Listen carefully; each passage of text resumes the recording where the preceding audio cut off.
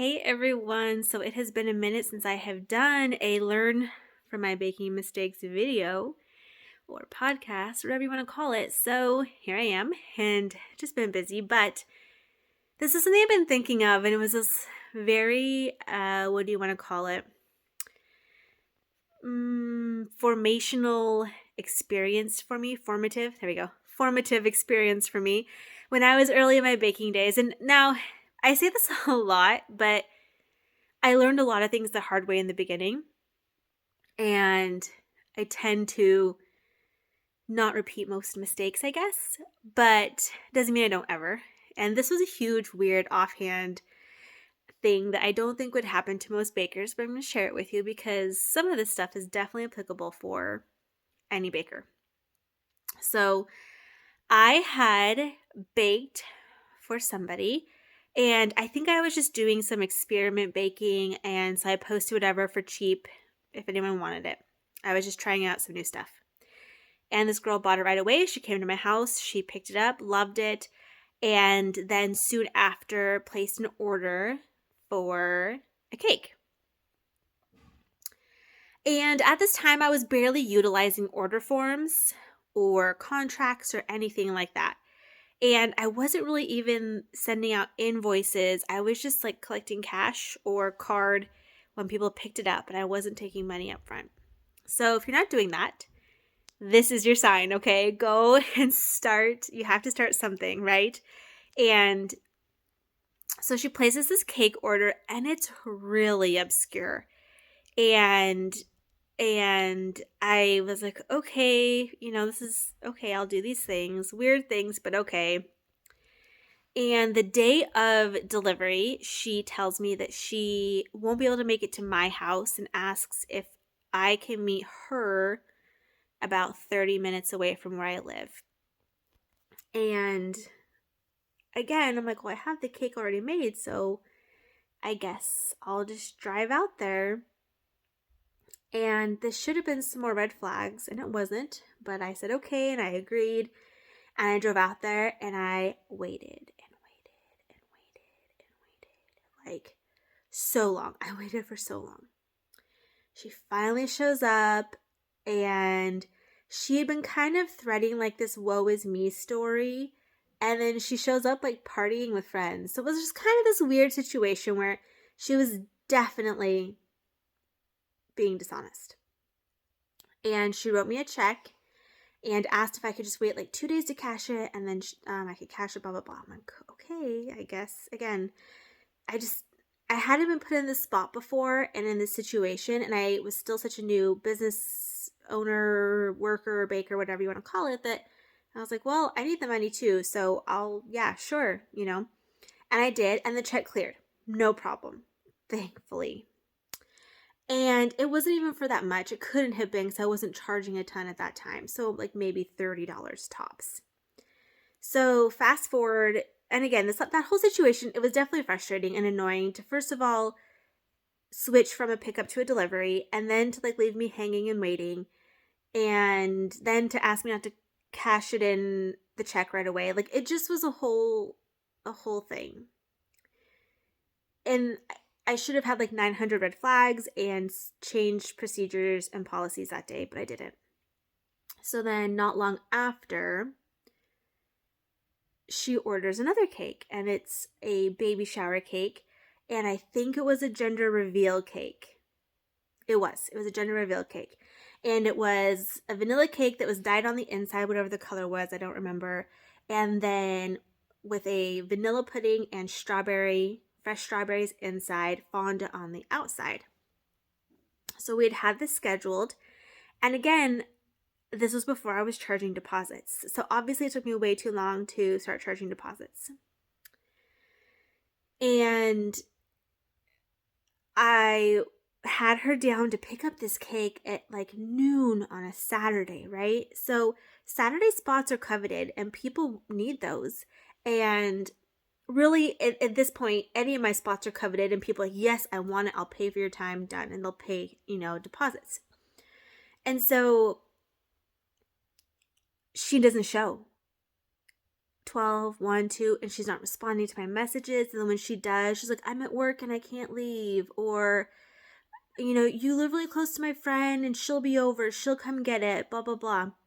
So hours are going on and on and on. And I'm working on another cake because another customer who was more responsible and more respectful had ordered a cake for Saturday as well. She was paying for delivery, and I had already committed to go deliver this cake for a Sunday morning birthday party. I was delivering it Saturday evening.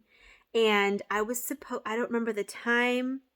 And because this first person was flaking on me and leaving me hanging, basically, I had messaged this other customer letting her know kind of what was going on. I was waiting for this customer to show up. Is it okay if I come a little bit later?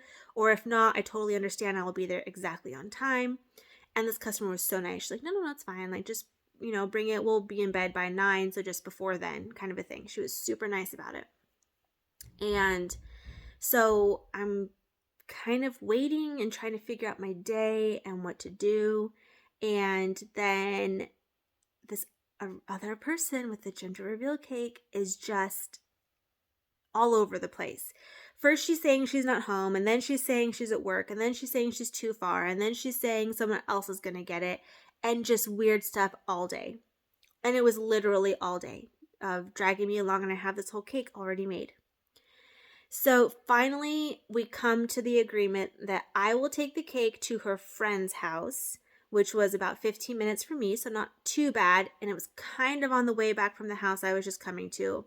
But at this point, by the time I had driven where I was, and it was almost a 45-minute drive to the customer that was like the responsible, respectful one, then it would have been a little bit later to get to her. So she says, my friend is home, just knock on the door and she'll answer, blah, blah, blah. So I show up to this stranger's house at 9 o'clock at night. There are no cars there. There are no lights on. So I'm knocking, nothing. I'm texting her and her friend, nothing. I'm like, what do I do with this cake?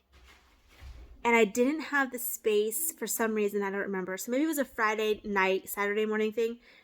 It was a weekend spot though. That's all I remember. But I told her, I cannot store this cake in my fridge. I cannot keep this. That's what it was. It was a Friday night, not a Saturday night. So I was like, I cannot keep this cake. No one is answering the door. Nobody's here. I don't know what you want me to do with this cake. And so I kind of search around to see if there's anywhere safe I can leave it at this lady's doorstep, basically. And I had found she had a bench on her patio. And so I took the cake, I made sure it was closed and all of that. And I stuck it up on the bench and I took a picture and I sent it to the people. I was like, here's the cake. I don't know what's going on, but it's delivered, right? And it was such an impossible situation. And normally I would not just put a cake on a doorstep. But when it's 9:30 at night, no one's answering doors, answering phone calls, answering text messages. Okay. And I waited there almost 30 minutes, right? Really, really trying to fulfill this and make it happen properly. And then the next morning, it was maybe that night. The original lady that ordered this gender reveal cake, she goes off. Oh my gosh, the cake is covered in bugs. We couldn't even use it. We had to throw it away and go to the grocery store and get a grocery store cake. And is going off on me. Okay. But then the friend that I dropped it off with had texted me maybe 10 minutes after I left and said, hey, thanks. Got the cake. Thank you so much for helping out. She didn't say anything else. She just said, I got the cake, right? So you're looking at this cake being unattended for 10 to 15 minutes max. Because I kept it in my car so that it was safe and it was staying cool because there was a pudding and a strawberry on the inside. Right? And so I have the friend saying she got it and brought it in the house. I have the original order taker saying that it was ruined. It was destroyed. It was covered in bugs. It was inedible. They threw it all away. And that she wasn't going to pay me and that she couldn't pay me because they had to go buy a cake from the grocery store. Oh yeah. At this point, because no one ever showed up and she hadn't paid me because I wasn't taking deposits, I never got paid for this cake, right? I Again, she was going to give me a cash or check in person, and then she bails. And then this friend bails, and I hear nothing from them. So fast forward a little while, and it's blasted all over a spouse page because this was a military community. So imagine like a neighborhood Facebook page or a local Facebook page. This was a spouse Facebook page that she and her partner had been arrested for fraud and fraud of different things because they were, sharing all of these boo-hoo, woe is me stories and getting free stuff or scamming people. They also were, I believe, actually arrested for like endangering animals. I don't know what the right kind of term is for that. They had been forcefully breeding dogs in their home. They weren't cleaning up ever after the dogs, and the landlord found out like that everything in his house was destroyed. All the floorings and carpet and doors and glass, like sliding doors, were just beyond. And they kept telling the community all of these woe is me type stories, but they had been lying and getting all this help and assistance and stuff given to them and people showing up to help them with different things. And then finally, it all caught up with them. Someone reported them, and they, I believe, both got arrested. So I was one of the many in that. Okay. And I was like, okay, I'm just out this money. I will never get that back. It's whatever. And I didn't question her about the cake if she could show me proof that it was destroyed. I didn't ask for pictures. I didn't, because if you throw something away, like take a picture of it and prove it to me, or you don't owe me money, or anything like that. Like I'm very, very willing to work with people if they're unsatisfied with something. And so then fast forward even more. I think it was about a year later, and I was actually getting ready to move away from the area. And this lady was like, oh, hey, you made a cake for me. And I was wondering if I could get a quote for another cake. I'm like, oh, well, what cake was for you? She's like, oh, it was a gender reveal one. And she sent me pictures. They totally ate the cake. She said it was one of the best cakes she's ever had. Loved it. They ate it all. They never went to the grocery store to buy other ones. It was not destroyed. It had not been covered in or attacked by bugs. It was in perfect condition. I have pictures she sent me where there was the setup with the cake that I had made. Pictures of it being sliced and like, look at how pretty the inside looks. All of that. And I don't know how to say this nicely. I kind of had a little mini freak out. Not on this lady, not on the person that was the baby shower was for, not her. I was like, oh, so-and-so had told me that you guys didn't eat it, that it was ruined and all thrown away. And she's like, and this poor mom was just like, no, it was so good and you did such a good job and we loved it. So as much as we want to trust our customers and believe in them and be like, yes, I am so sorry that if you don't like it, and we want to fix things, right? We want happy customers. There are unfortunately dishonest people out there. And just being younger, I don't want to say dumb. I mean, maybe a little for not having any kind of policies, procedures, order forms, contracts, deposits, anything set in place. Sure, looking back, it was probably novice. But I've been through so much customer service training at so many levels. Like we're talking day-to-day retail as high as 5-star resorts, okay? That it's hard to wrap your head around the idea of a customer being wrong or a customer lying to you for their own gain, because it does happen where customers will complain that something's ruined or awful or terrible, but then they eat it all. I ate the whole cake and it was terrible and I want my money back. right? It doesn't always make sense that way. And so I have slowly started formulating over time, more so with custom orders than with my bulk ordering days, um, policies and procedures, expectations, right? The more I set up expectations for my customers, the more I protect myself, and it's more preventative, right? Just to kind of set a standard that this is how this works. This is how custom work works. This is what happens if you are a no-show, right? Because that lady had no-showed me essentially twice. What happens if you're, abandoning your order? What happens if you need to cancel and reschedule? And and are you able to get a deposit or retainer back depending on these timelines? And there's a difference between deposits and retainers, and legally that's something that changes from state to state. Not definition wise, legally on what has to be given back or refunded versus what can be kept. So I use what's called a retainer. You're retaining my time. You're paying me a retainer, and you're reserving that spot on Saturday at noon, and there will be a cake waiting for you. Some people use deposits. It's a deposit for the cake. So if they do not get the cake, they get the deposit back. Whereas if they're retaining my time and they cancel, you're just paying for my time, right? And again, a lot of the liabilities and legalities of all of that vary, and so you need to look into that on your own. But even taking a step back from that, it is looking at what expectations are you setting for a customer so they understand how this is going to work. So you can limit scammers, right? If you say before they even order, the XYZ will happen if you're dissatisfied. The XYZ will happen for refunds or for changing dates or for designs or any of these things, right? It really sets a stage to keep them more honest, I guess. Because again, it's not that this kind of stuff happens often. I think I've had it happen twice ever. Maybe 3 times. 3 times. I can think of 3 times.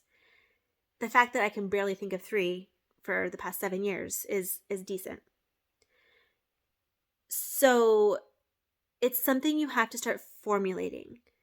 Besides getting some kind of a payment up front, whether it's half, 100%, some amount. I used to do 10%, then I bumped it to 30, then I bumped it to 50. So I consistently retain 50% of an order prior to it being made even.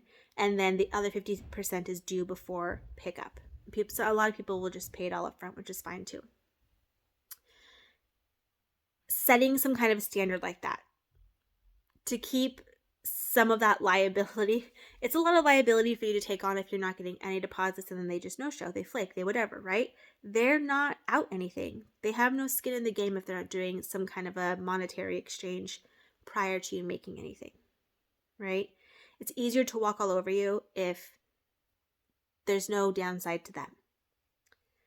And so moving from that obviously very memorable experience of being scammed, I definitely have set a lot of things into place. Now, if you're not sure what to set into place, or you're not sure how to collect money in advance, especially when people want to pay cash or whatever, or if they want to do card, you're not sure how to process that, there's tons of online processing systems. I use Square. It's that little Square reader that you just plug into your phone or your iPad or whatever. I also can create invoices through Square online and on my phone, and I just email them out. On my website, when I do my bulk order days, or my baking days basically, I will just list, cupcakes, 6 cupcakes, X amount of dollars, and they buy it all online and it's just done. It's taken care of. That's a paid upfront, full price on a baking day kind of sale. You can use PayPal, which I don't love, but you can still use that. Even doing Venmo, PayPal, I said PayPal, what else? Cash App. People use plenty of ways to exchange that money. With cash, I do make them bring me the money at their convenience, which is fine for me. And then I have a lot of things about what happens if they need to change their date and I can't accept the date. If I'm fully booked, should they get their money back? And there's a lot of back and forth on that, because you're not making a cake So that date's free now, but you're also out the money of having not made the cake and already reserved the day that now, if it's last minute, who's going to pick up that last slot that you've already been turning customers away because you've been fully booked, right? So do you keep the money? Do you not? Or, can it go both ways? And it's definitely something to start looking through and considering. I do have plenty of examples of different order forms I've used throughout the years, how much I charge for delivery, or if it's free delivery, how much I charge for certain things. I've simplified it a lot, but still made it to where people know that this is a real business. I'm not some willy-nilly halfway artist here doing whatever, that my time is valuable. And as I've gotten older, and especially as I am involved in so many more things like homeschooling, and we've got church stuff and Girl Scouts, and we've got swim classes and Taekwondo and ballet, I don't have the time to, sorry, my kids are yelling. I don't have the time to be wasting time. Murders in the building. Just kidding. They're fine. They're just screaming for no reason. Anyway,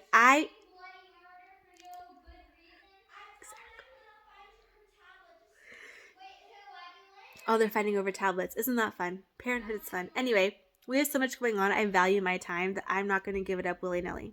So, if you need to see some examples, if you need help with writing contracts, I also have an entire module in my home bakery course. I outline everything on how to open a home bakery, and I have a very specific set of videos and documents and all of those sorts of things for contracts.